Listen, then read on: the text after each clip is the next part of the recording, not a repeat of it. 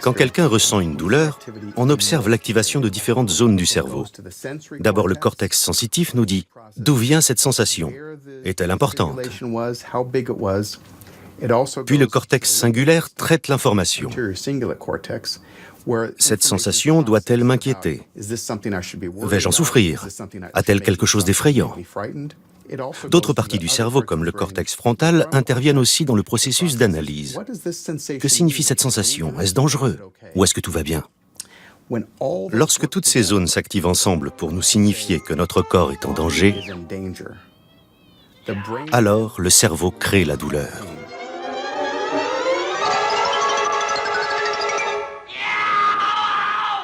Ces parties du cerveau travaillent ensemble pour produire la sensation douloureuse. Et on peut faire baisser la douleur en agissant sur l'une ou l'autre de ces zones. Bonjour docteur, enchanté. Ravi de vous rencontrer. Merci de participer à cette étude. Je vais prendre votre manteau. Oh, merci. Le docteur Jensen tente d'évaluer les effets de l'hypnose sur des patients souffrant de douleurs chroniques. Avant la première séance, on vous appellera pour vous poser des questions sur l'intensité de vos douleurs, votre qualité de sommeil ou d'autres sujets de ce type. Puis vous passerez un électroencéphalogramme.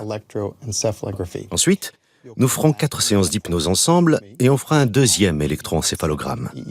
Car nous anticipons que le traitement sous hypnose aura des effets mesurables sur votre activité cérébrale.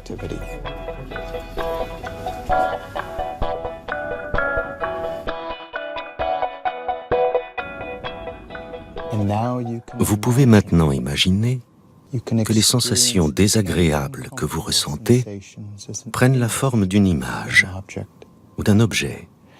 Peut-être est-ce le nœud d'une corde, un feu, peut-être une couleur ou toute autre représentation qui vous vient à l'esprit.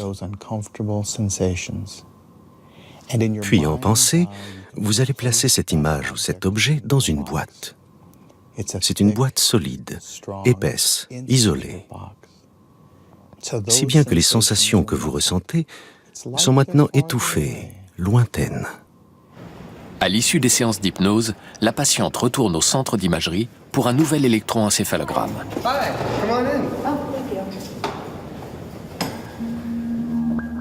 Bon, aujourd'hui, nous allons faire un autre enregistrement pour comparer au premier, quand vous êtes venu la dernière fois.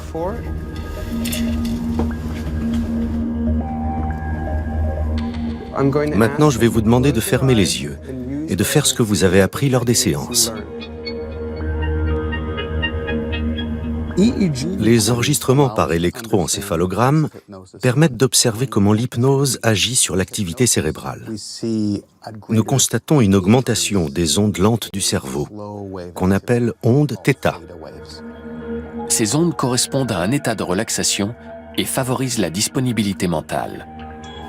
Nos études montrent que beaucoup de patients ressentent non seulement une réduction des douleurs, mais ils soulignent en plus d'autres effets bénéfiques. Ils dorment mieux, se sentent plus calmes et contrôlent mieux leurs émotions. Comment vous sentez-vous? C'était très relaxant. L'hypnose a donc des effets secondaires, mais qui sont tous positifs. Si vous comparez à des traitements médicamenteux contre la douleur, ils peuvent causer de la constipation, des troubles respiratoires, des réactions d'intolérance ou au contraire d'addiction. Si on trouvait un médicament qui ait les mêmes effets que l'hypnose sur la douleur et qui en plus vous procure une sensation de bien-être, de calme, de contrôle, ce médicament aurait un succès phénoménal. Tout le monde le voudrait et ses ventes généreraient des milliards. Mais avec l'hypnose, c'est gratuit. Une fois que vous l'avez appris, ça vous appartient.